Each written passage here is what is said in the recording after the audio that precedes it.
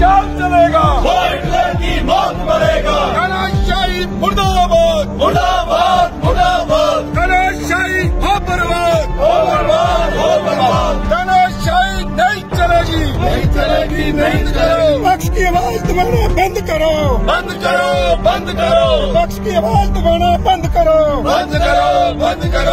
आज एक बहुत महत्वपूर्ण बिल जहां यूनिवर्सिटी की ऑटोनॉमी पर बहुत बड़ा प्रहार किया है सरकार ने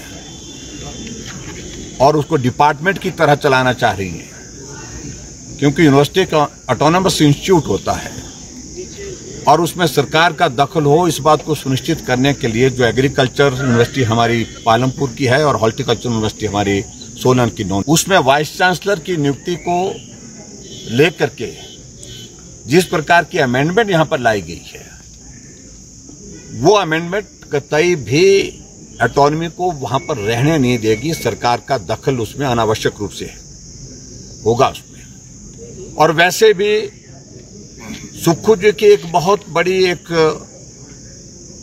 कोशिश है, ये यूनिवर्सिटी को वो कॉलेज की तरह और अपने जैसे डिपार्टमेंट चलते हैं, यानी कि मुख्यमंत्री जो कहे वो होना चाहिए, उस तरह से करने की कोशिश कर रहे हैं। और उसी तरह से जो मंडी यूनिवर्सिटी उसको भी टारगेट किया, वहां पर वाइस चांसलर आज नहीं है और वाइस चांसलर ना होने की वजह जहां वो अपॉइंटेड था उसकी छुट्टियां कैंसिल करके उसको भी वहां से बाहर निकाल दिया और उसी के साथ साथ में ये स्थिति कर दी, उस यूनिवर्सिटी का कद बहुत छोटा कर दिया।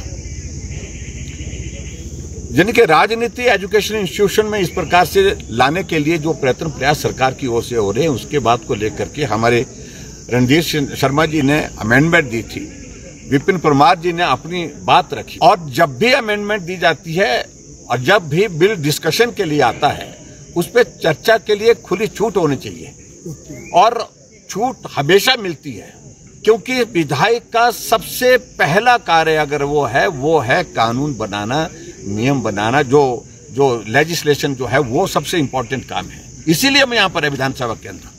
उसी पर हम अगर नहीं बोल पाएंगे तो आप बोल किस विषय पर सकते हैं। और जब इस बात के लिए हमने आज्ञा मांगी, हमारी तरफ से और भी सदस्य बोलने वाले थे, मैंने लीडर ऑफ ऑपोजिशन होने के नाते मैंने कहा मुझे भी सबमिट करना है, मुझे अलाउ नहीं किया गया।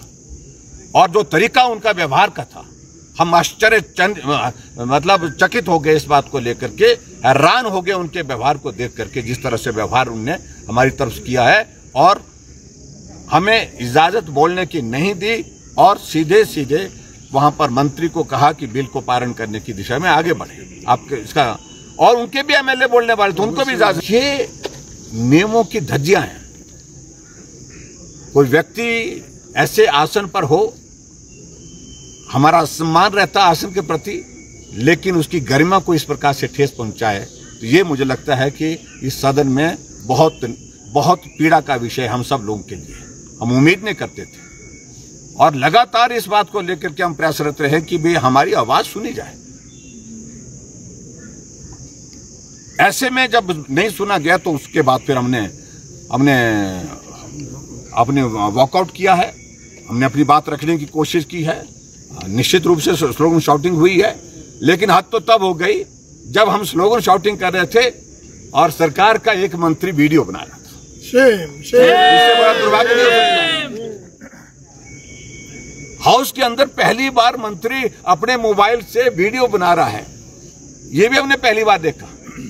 नियम कानून का पाठ हमको मत पढ़ाइए मेहरबानी करके, ये उनको पढ़ाइए जो धज्जियां उड़ा रहे हैं।